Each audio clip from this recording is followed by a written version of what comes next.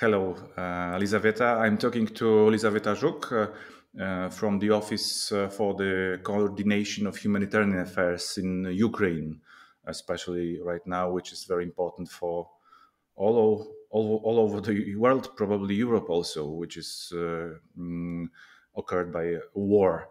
Elizaveta, could you please tell us what is the office doing about the situation in Ukraine? Humanitarian affairs, as we know, we are on the 104th day of the war, of the escalation, in fact, because the war is much longer than that.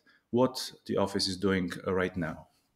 So, as you rightly mentioned, I work for the United Nations Office for the Coordination of Humanitarian Affairs. So, the essence of our work is coordinating the humanitarian response that is taking place in Ukraine. So, we don't directly provide humanitarian assistance, but rather we coordinate the efforts of 261 organizations right now that are present on the ground and deliver assistance.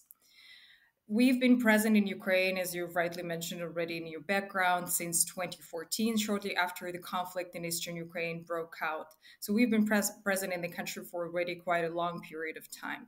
But of course, before the focus of hostilities was largely on the eastern part of Ukraine. So in the past few months, what we've been doing, as well as scaling up the level of our presence across the country to be able to meet the needs of the people across Ukraine as the hostilities escalated to unprecedented scale, affecting millions of people, millions more of people than before, and during the 7.5 around that time years of conflict that was happening in eastern Ukraine. So, in the past few months, we've been working on scaling up, attracting additional resources, also expanding our presence and human capacity as well to be able to meet the needs of now we estimate 15.7 million people inside Ukraine. This is the figure that you mentioned in your last report. It's dated up to 3rd of June 2022. 15 million people are in need, but not only in Ukraine, as I believe. So this specific number that we mentioned in the report, this is an estimation, a revised estimation that we did at the beginning of April, which covers the period until end of August. So this is for 6 months, we estimate that almost 16 million people, or over the third of the population of Ukraine, will need humanitarian assistance. How do you collect this data? Because it's not very easy, as I believe, to get it. The organizations that you are cooperating with, or some other sources. Yes, you're absolutely right. Considering the situation at the moment, especially in the areas that are currently significantly affected by hostilities, it's very hard to receive any concrete or reliable data and to estimate the numbers of people that are going to be in need. But of course, as you know, the humanitarian organizations and OCHA, the organization that I work for, we work in many humanitarian crises across the world. We're used to this situation. And of course, maybe we're not being able to calculate the number who are in need correctly to one person exactly, but we have the means in different organizations that work under the humanitarian umbrella in Ukraine, like World Health Organization, UN Children's Fund, UN refugee agencies. They lead different parts of the response and they have their methodologies on how to calculate the numbers in the most unprecedented kind of crises. So we collect this information and calculate the total number of the people who are in need of assistance. So that's why we call it an estimate number of people who are in need. But 15.7 million, back to your initial question as well, this is the number of people who are in need inside Ukraine. We also have an additional plan, which is called the Regional Refugee Response Plan, which is led by UN refugee agencies, which also highlights and estimates the number of people who are in need in neighboring countries and EU countries as well. So that's the separate estimate. And our organization only works within Ukraine. So that's the number that we go by. What was the main thing that was strange or something new came up since 24th of February during these escalations? Did you meet up with something really extraordinary during this crisis? I think one of the things that maybe also distinguishes the crisis in Ukraine, the humanitarian crisis in Ukraine, and also the war in Ukraine from many other conflicts where humanitarian organizations work is like the level of hostilities and how the hostilities are conducted in the country. So we're not only talking about ground fighting, we also talk about missile and air strikes, which affect large parts of the country. So the fighting, as you remember, maybe at the beginning of the war in Ukraine. It's been affecting quite a large part of the territory. It does so until now, but the hostilities and ground fighting is right now more concentrated in eastern and southern Ukraine. But still, we see the reports of other cities across the country still being affected by missile and air attacks, causing civilian casualties and causing damages to civilian infrastructure, which is, I think, is one of the kind of unfortunate peculiarities as well of the conflict in eastern Ukraine. So it's like you never know where the needs are going to appear next, because this is the scale of And the war. the country is pretty Exactly. great. Is a big country, huge country, in fact, that no one could even realize that it is so big. Huh? Do you have any idea what are the purposes right now or needs in the region that is not very affected? Because as we can talk about it later, of course, we know right now, reading your report, that eastern Ukraine, Donbas region, is affected totally right now. But what is going on in the western part, closer to Poland right now? Are there any needs that could be somehow assisted also by the organizations that could come through the border right now? Yeah, no, absolutely. It's of course our like a focus and attention of the media as well as right now on eastern and southern parts of Ukraine, because they are directly affected by hostilities. But we should not forget about millions of people that fled these areas, and also earlier in the days that fled northern Ukraine and some parts of eastern central Ukraine that were affected by the active hostilities. A lot of people's homes were destroyed. A lot of people's livelihoods were destroyed in these areas. So they did flee, some abroad, as I'm sure you're well aware, being in Poland as well. You have a big number of people who arrived in your country as well, but also some people, they fled to western parts of the country. So the main needs that we are seeing right now and what we are trying to tackle right now in western Ukraine is the needs of how we call them internally displaced person. Right now we estimate, or no, we have International Organization for Migration that works to also estimate and see how many and what movements have been happening inside the country. So, according to their assessment, around 7.1 million people right now are internally displaced within Ukraine. So that's not the people who fled 7.1 million people are displaced in internally. internally inside the Mhm. country, and the majority of these people of course have fled to western parts of the country. So you can imagine that's a huge number of people that went to western Ukraine, like trying to find the ways to sustain their living, so finding jobs, apartments, and so on, which is of Mhm. course while losing potentially their belongings, some of their assets as well, some of their jobs. So that's a very complicated situation, leaving people, like millions of people, in a very vulnerable situation where they need cash support, where they need like food, where they need other like health assistance and so on. So that's the gap that humanitarian organizations are trying to fill at the moment in western parts of the country. Mhm. Does United Nations organizations assist and help also Ukrainian government, or only it works for the NGOs based on those locations? We work in close collaboration with the Ukrainian government. We also receive from them the assessments of the needs that they see on the ground as well. So And we what are the needs, in fact, right now? The highest purpose of needs. What is it? Of course, it depends on the area, Mhm, but we mhm. have the On needs. Yeah. beginning with the western part. Beginning with the western part, if we're talking about internally displaced persons and Mhm, their needs, so basically of course the first and foremost need that the people have is proper shelter, so proper mhm, accommodation, obviously, because they fled their homes, they need a place to stay. Other needs, of course, are different for different people, different families, different households, depending on what means they had when when they fled the country. Some of them need financial support. Many of them, in fact, need financial support. So we provide cash assistance to people who fled their homes. Others need other support as well. It can be like educational support or like educational supplies so their children can continue studying remotely, for example. Others need access to medication that perhaps they cannot afford or some specialized health support. Those are also the things that humanitarian organizations help with. But of course, it's very individual on the family and what specific needs people have.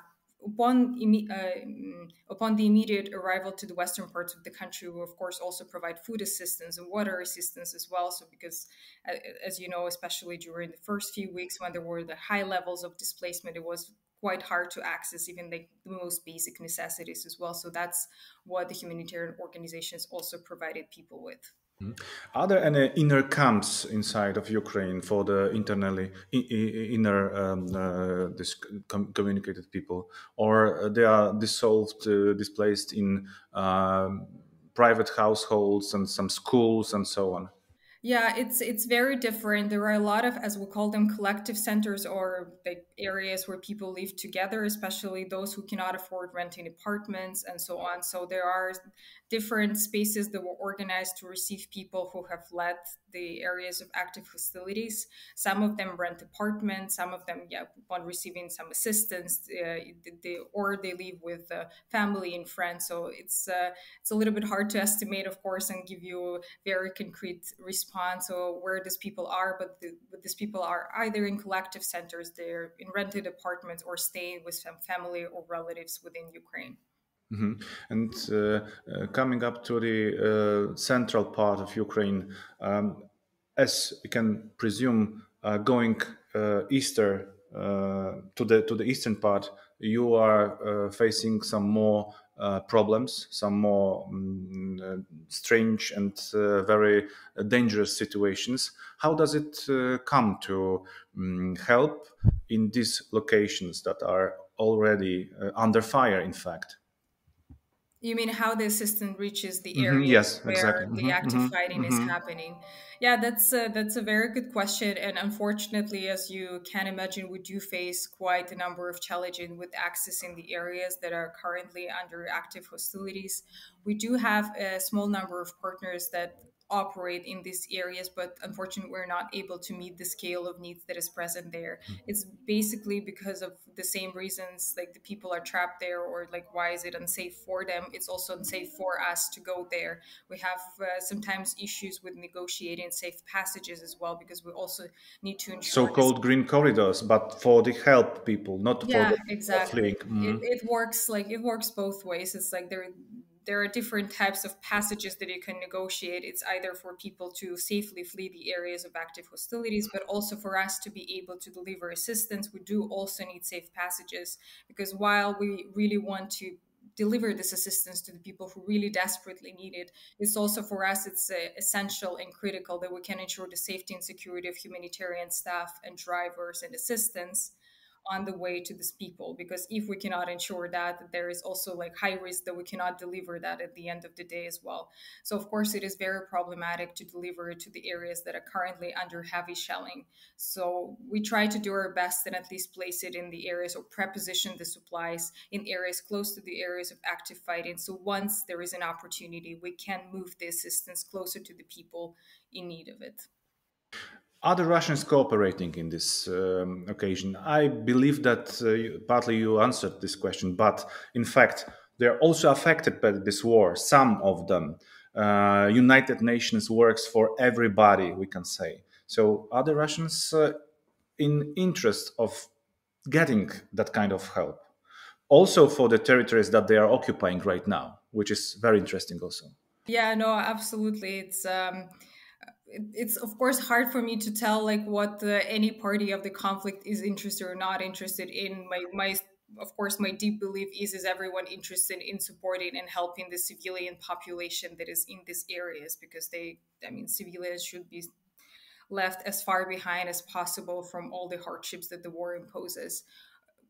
I'm not. It's a little bit complicated for me to say, but of course, our management and the senior management in the UN, when we negotiate the delivery of assistance to government or non-government controlled, especially to non-government controlled areas, as we call them, so the areas that are currently not controlled by the government of Ukraine, we do talk with all parties to the conflict, whoever they are, whoever is in this place. We do talk with all of them to ensure that humanitarian assistance can enter, and we do succeed on occasion, obviously, to bring it in.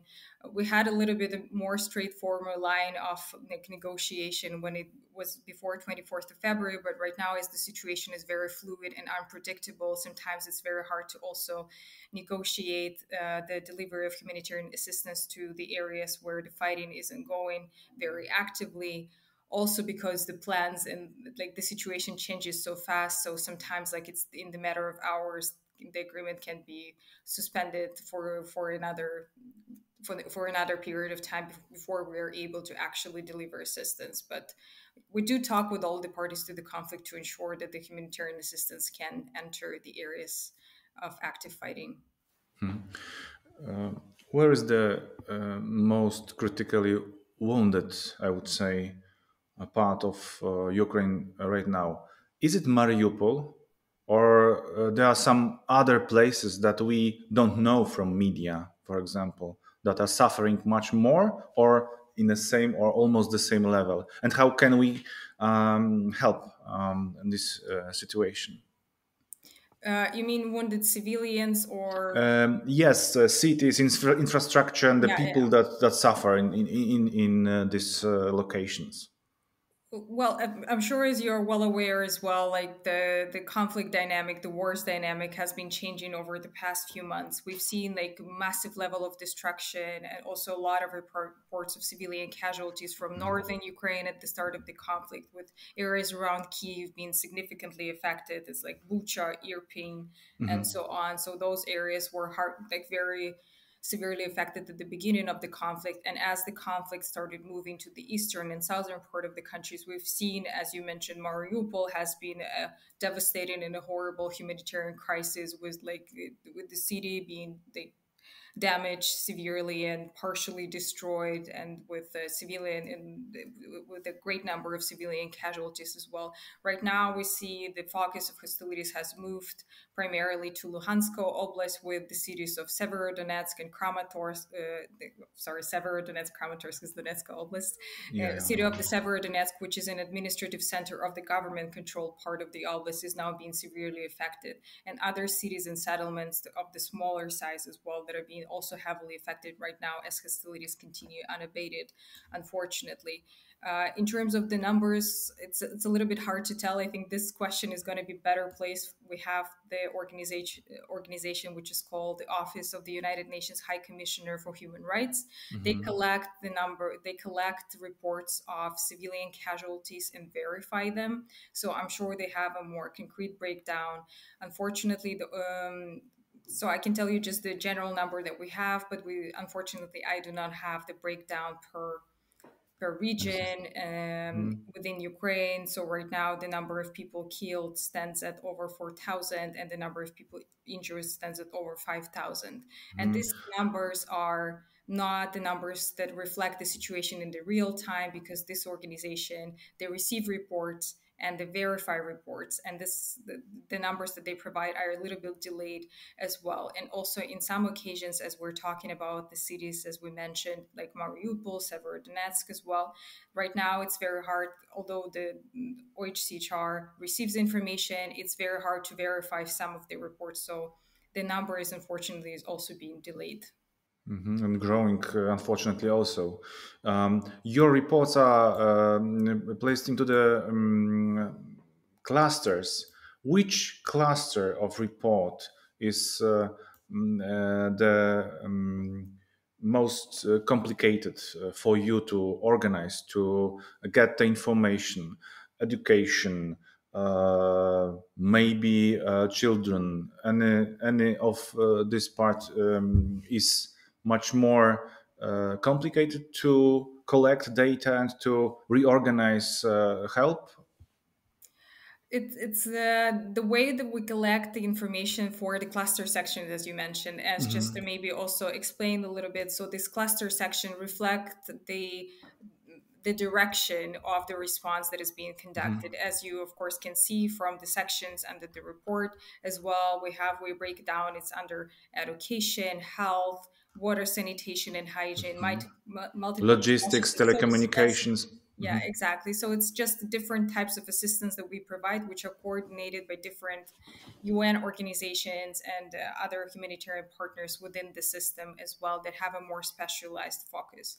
It is not very complicated to collect this information because we have a very good system in place, very good reporting mechanism in place. We coordinate among each other, and this information is being submitted to us by our partners as well and by leading agencies within different areas of work.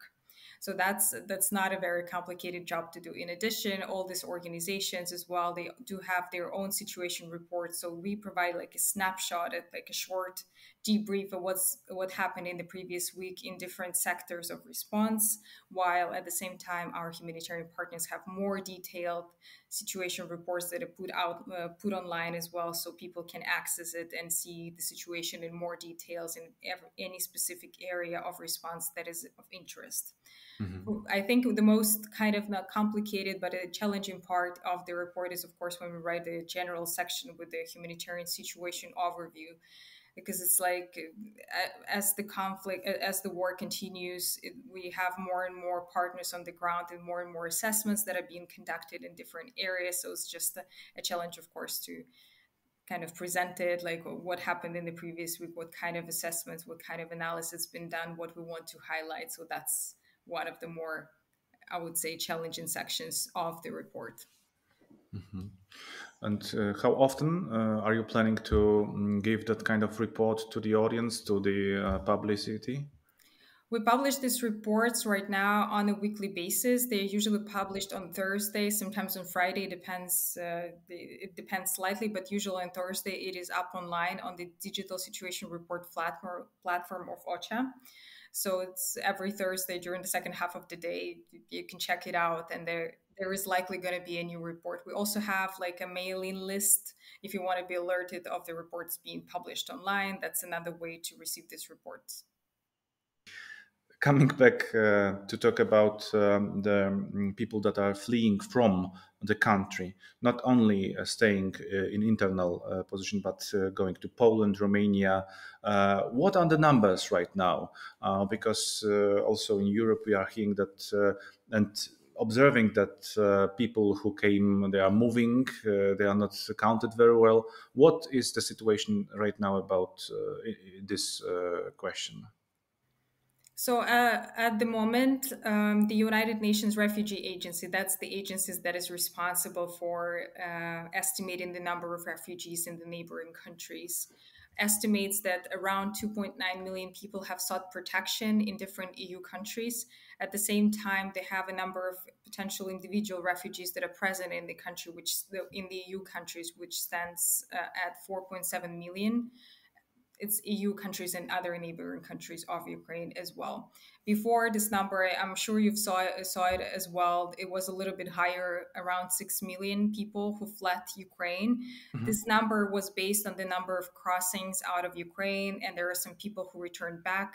So UN Refugee Agency went a little bit further, and they started publishing the numbers after collecting the information from different countries and governments on the people who actually sought protection, because before it was assumed that pretty much everyone who crosses is seeking safety. But of course, like to become a refugee or to become a person with a subsidiary protection, as it's called in more technical language, you have to apply for a certain status in the country. So right now, these numbers have a little bit changed to readjust for the situation as it changes, standing at, as I've mentioned, at around 3 million for people who actually sought protection in different EU countries, and around 4.7 million individual refugees that are potentially sought protection or will be seeking protection in the neighboring countries.